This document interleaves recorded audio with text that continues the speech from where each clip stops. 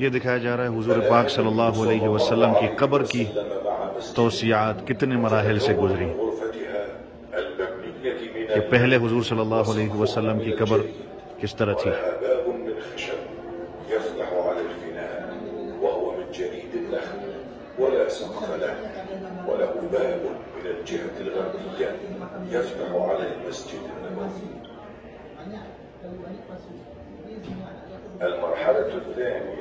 دوسرا مرحلہ حضور پاک صلی اللہ علیہ وسلم کی قبر مبارک پر پردہ لگانا، جو عائشہ رضی اللہ عنہا کی طرف سے لگایا گیا تھا۔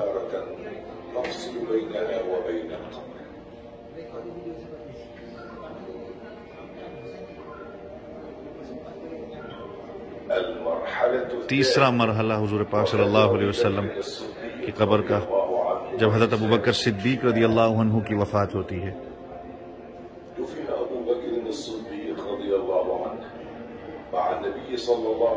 جب کو حضور پاک صلی اللہ علیہ وسلم کے پہلو میں دفن کیا گیا تو حضرت عائشہ رضی اللہ عنہا نے پردہ تھوڑا سا آگے کیا۔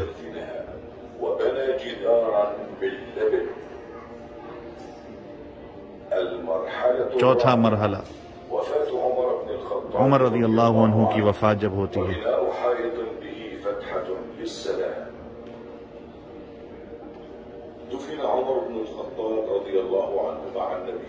حضور پاک صلی اللہ علیہ وسلم کے پہلو میں ان کو دفنایا گیا، اور حضرت ابوبکر صدیق رضی اللہ عنہ کے ساتھ، حالانکہ وہ نامحرم تھے ام المؤمنین کے لیے، تو انہوں نے دیوار بنا لی ام المؤمنین عائشہ رضی اللہ عنہ نے۔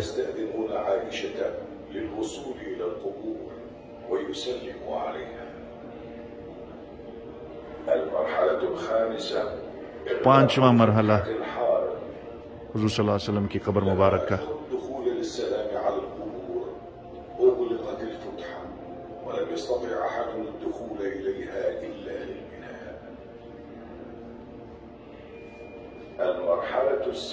چھٹا مرحلہ ام المؤمنین عائشہ رضی اللہ عنہ کی وفات، اور دروازہ حجرے کا بند کر دیا گیا۔ پھر اس کے بعد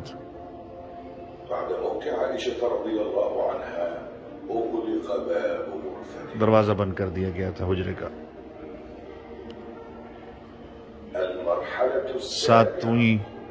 ساتواں مرحلہ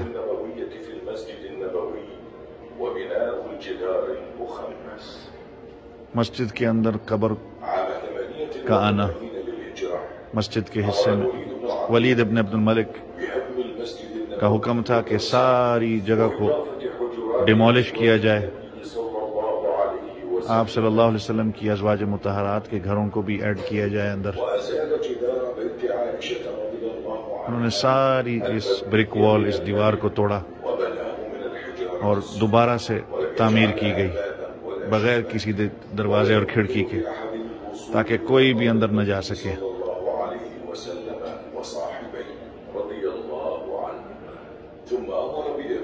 اس کے بعد ایک اور مزید دیوار بنائی گئی۔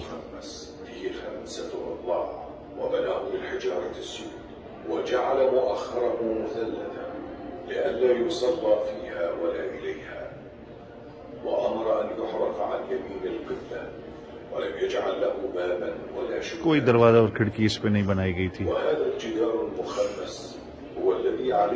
اور پھر اس کو پردے سے بند کر دیا گیا۔ اور یہ آج جو قبر جو ہے حضور پاک صلی اللہ علیہ وسلم کی جو روضہ مبارک ہے، وہ آج اس طرح ہے، اس کو آپ دیکھ سکتے ہیں۔